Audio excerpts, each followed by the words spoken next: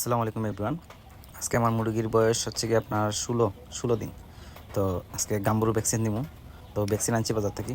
তো দেখো কেমনি গাম্বুরু ভ্যাকসিন দেই। এখানে 10 ml পানি, এটা 300 ডোজ। তো 10 ml পানি লইয়া ঢুকানো ঢুকানো মাত্রই যদি আপনার ভালো থাকে, ভ্যাকসিনের প্রক্রিয়া মানে ভ্যাকসিন ওষুধটা যদি ভালো থাকে তাহলে অটোমেটিকলি ঢুকে যায়। পানিটা ঠান্ডা নেই, ধরেন ঢুকানো মাত্রই বরাবর পানিটা এই যে অটো লিয়ে গেছি। মোটামুটি সব মুরগুলো আসলে সুস্থ আছে, 5-6টা একটু বেমার আছে। 100 মতো আনছিলাম, মতো হয়তো 90টা বাঁচাইতাম পারবো আর কি, মনে হয় বাকিগুলো বাঁচাইতাম পারতাম না।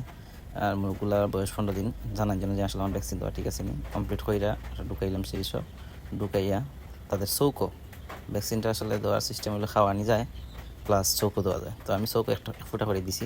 এটা 3 ভাগ করে হইব, ওই একটা লইলাম পুরাটা লইয়া 3 ভাগ করুম, 3 ভাগ করিয়া 3 ভাগের 1 ভাগ দিমু আর 2 ভাগ ফালাই দিমু।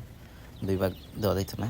তো ওই দেখো কীভাবে দেই, এই যে 1 ফুটা, জাস্ট 1 ফুটা খালি চৌকো দেওয়া মাত্র তারা অটোমেটিকলি দিলে এই যে খাই লিছে, এই যে খাই লিছে। এইগুলো সিস্টেম।